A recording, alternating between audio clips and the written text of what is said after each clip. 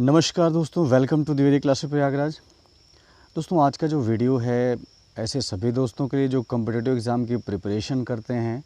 अभी हाल ही में जैसा कि आप लोगों को पता चला होगा कि सेंट्रल गवर्नमेंट ने कुछ विशेष डिसीजन लिए हैं उसके बारे में। तो आज हम लोग एनआरए यानी नेशनल रिक्रूटमेंट एजेंसी और सीईटी के बारे में जो भी आपकी दुविधाएं हैं इस वीडियो में सब दूर करने वाले हैं। छोटे से वीडियो में आपको सारी जानकारी मिलेगी। वीडियो में बने रहिएगा शुरू से लेकर लास्ट तक। और अगर वीडियो अच्छा लगे, आपको लगे कि यूज़फुल है, तो वीडियो को लाइक कर लीजिएगा और चैनल को सब्सक्राइब कर लीजिएगा। तो चलिए शुरू करेंगे दोस्तों आज का वीडियो।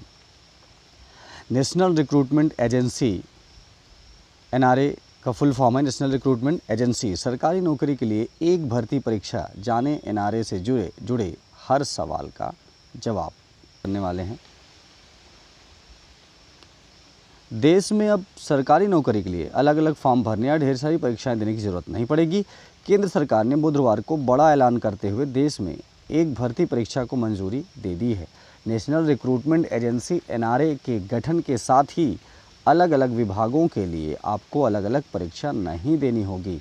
एक ही परीक्षा के अंकों के आधार पर आप आवेदन कर सकेंगे। तो देखा आपने अभी क्या समझ में आया कि अभी ये जो एनआरए का गठन हुआ है इसके थ्रू क्या है कि अलग अलग विभाग में जैसे अलग अलग वैकेंसीज आती है, हम अलग अलग फॉर्म फिल करते हैं, अलग अलग एग्ज़ाम देते हैं। अब ऐसा नहीं होगा, एक ही एग्ज़ाम से उसके अंकों के आधार पर परीक्षा फॉर्म भर सकेंगे। प्रधानमंत्री नरेंद्र मोदी ने एनआरए को करोड़ों युवाओं के लिए वरदान बताया है। माना जा रहा है कि इससे भर्ती प्रक्रिया में तेजी आएगी और पारदर्शिता भी बढ़ेगी। आखिर ये एनआरए क्या है, ये किस तरह से परीक्षा आयोजित करेगा, उससे युवाओं को कैसे फ़ायदा होगा, ऐसे ढेर सारे सवाल आपके मन में उठ रहे होंगे। आइए जानते हैं उन सब के जवाब। आखिर एनआरए क्या है, इसका फ़ायदा क्या है। केंद्र सरकार ने नेशनल रिक्रूटमेंट एजेंसी का गठन किया है जिसमें आरआरबी, आईबीपीएस, एसएससी का विलय कर दिया जाएगा। तो आपको मालूम ही होगा कि जैसे रेलवे, आरआरबी, इसी में जाने कितने अलग अलग टाइप की वैकेंसीज़ होती हैं, और आईबीपीएस बैंकिंग से संबंधित, एसएससी तो जानते ही हैं हम। एनआरए सामान्य योग्यता परीक्षण सीईटी का आयोजन कराएगा। ठीक है, कॉमन एलिजिबिलिटी टेस्ट कहेंगे सीईटी। तो एनआरए क्या करेगा, एक कॉमन एलिजिबिलिटी टेस्ट कराएगा। सीईटी परीक्षा केंद्र सरकार की नौकरियों के सभी ग्रुप बी व सी पदों के लिए इकलौती प्रवेश परीक्षा होगी। तो जैसा कि आपको पता है, ग्रुप बी और सी में बहुत सारे पद होते हैं और अभी तक उन सभी के लिए हम अलग अलग एग्ज़ाम देते थे, अलग अलग फॉर्म भरते थे। अभी ऐसा नहीं होगा, एक ही कॉमन एलिजिबिलिटी टेस्ट देना होगा और फिर हम उसके लिए अप्लाई कर सकेंगे। अब अगला क्वेश्चन है, एनआरए के तहत कौन कौन सी परीक्षाएं कराई जाएंगी। स्टाफ सिलेक्शन कमीशन यानी एसएससी, रेलवे भर्ती बोर्ड आरआरबी और institute of banking personal selection IBPS द्वारा गैर तकनीकी पदों के लिए कराई जाने वाली सभी परीक्षाएं अब एनआरए कराएगी। आगे चलकर केंद्र की सभी परीक्षाएं इससे जुड़ जाएगी। क्या राज्यों की एजेंसियों के अंतर्गत होने वाली परीक्षाएं भी इसमें शामिल होंगी। वर्तमान में सीईटी का स्कोर सिर्फ 3 एजेंसियों तक ही सीमित होगा, मगर सीईटी का स्कोर न सिर्फ राज्यों बल्कि केंद्र व निजी क्षेत्र की भर्ती एजेंसियों के साथ भी इस स्कोर को साझा किया जाएगा। तो अगला क्वेश्चन है, क्या इस एजेंसी द्वारा कराए जाने वाली सीईटी परीक्षा पास करते ही नौकरी पक्की हो जाएगी। तो जवाब है अभी तो नहीं, लेकिन भविष्य में ऐसा संभव है। जैसे अभी आपने हाल ही में एक बयान देखा हो, तो एमपी के जो सीएम हैं उन्होंने बयान दिया था कि हम अपने राज्य में जो सीईटी पास होंगे उनको डायरेक्ट नौकरी देंगे। ठीक है, तो सीईटी अभी सिर्फ टियर 1 यानी स्क्रीनिंग या शॉर्टलिस्ट की परीक्षा है। अभी जो इसकी प्लानिंग है, इसको एक टियर 1 समझिए, यानी शॉर्टलिस्ट करने की एक परीक्षा है।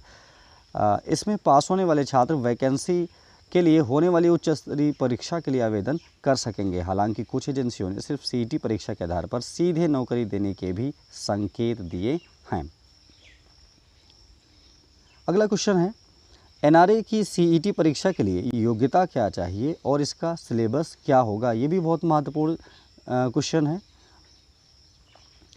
तो अलग अलग शैक्षिक योग्यता के लिए अलग सीईटी परीक्षा आयोजित होगी। अभी 3 स्तर पर परीक्षा आयोजित होगी, 10वीं, 12वीं और ग्रेजुएट स्तर के लिए। तो ऐसा तो है नहीं ना कि अब मान लीजिए एसएससी जीडी है, हाई स्कूल पास लिया जाता है और एसएससी सीजीएल में ग्रेजुएट लेवल लिया जाता है तो दोनों के लिए सीईटी सेम होगी, ऐसा बिल्कुल नहीं है।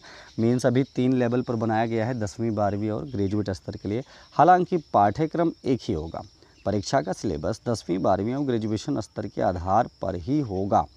ठीक है, तो अगला क्वेश्चन है सीईटी का स्कोर कितने साल तक मान्य रहेगा, इस परीक्षा को कितनी बार दे सकते हैं। तो दोस्तों सीईटी का स्कोर परिणाम घोषित होने की तारीख से 3 साल तक मान्य रहेगा। जैसे अभी फिलहाल कभी बता रहा है कि एग्ज़ाम देने के बाद ये 3 साल तक मान्य रहेगा। इन 3 साल तक जो भी वैकेंसीज आती है आप उसमें फॉर्म भर सकते हैं।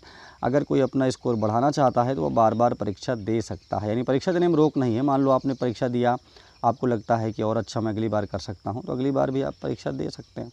ठीक है, तो अगला है क्वेश्चन, सीईटी परीक्षा के लिए आवेदन कैसे करना होगा, परीक्षा केंद्र कैसे तय किए जाएंगे। एक बार एनआरए का गठन हो जाए, इसके बाद सरकार सीईटी के लिए आवेदन मंगाएगी। इस परीक्षा के आवेदन से जुड़ी सारी प्रक्रिया ऑनलाइन होगी। आवेदन के समय अपनी पसंद का परीक्षा केंद्र भी चुनना होगा। उपलब्धता के आधार पर परीक्षा केंद्र दिए जाएंगे। अभी देश भर में 1000 परीक्षा केंद्र बनाए जाएंगे और हर जिले में परीक्षा केंद्र होगा। अगला क्वेश्चन है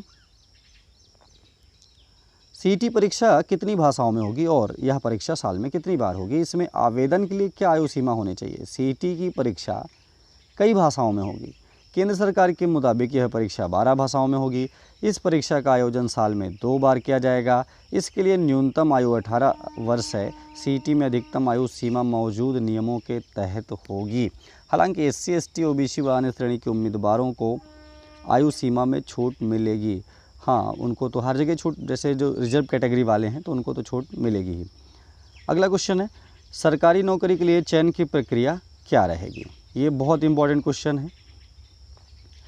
सीईटी टियर 1 परीक्षा है। इसके तहत उम्मीदवार की स्क्रीनिंग या शॉर्ट लिस्टिंग मतलब छंटनी की जाएगी, एक तरह से समझिए।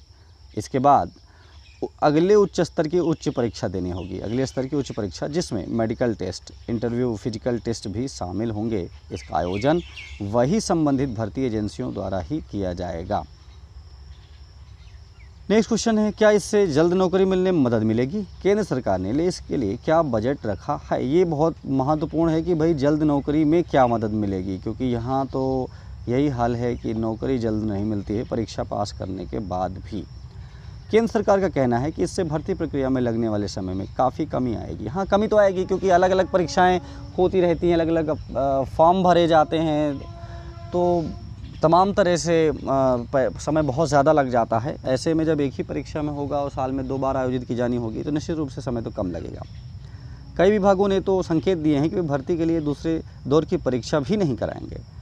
मतलब आपके सीईटी स्कोर के आधार पर नौकरी मिल जाएगी। शुरुआती 3 साल के लिए केंद्र सरकार ने इसके लिए 1517.57 करोड़ रुपए का बजट रखा है।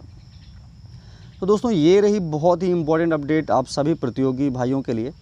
आशा करता हूँ आपको पसंद आई होगी। अगर पसंद आई है तो वीडियो को लाइक कर लें और चैनल को सब्सक्राइब कर लें ताकि इसी तरह की अपडेट आपको मिलती रहे। मिलता हूँ अगले वीडियो में। Thank you.